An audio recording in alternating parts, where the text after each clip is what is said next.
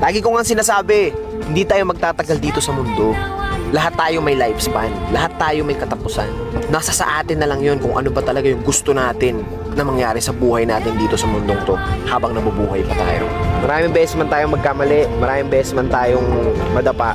Kung ganun din karaming beses natin itatama ang mga mali, at kung ganun din karaming beses tayo babangon sa pagkadapa, parehas lang yun. Pag natalo ka, laban lang, mananalo ka rin. Lahat ng bagay sa mundo may kabaliktaran.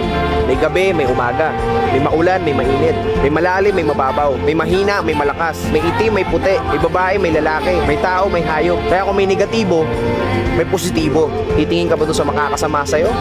O titingin ka doon sa makakabuti sa'yo? Enjoy the life!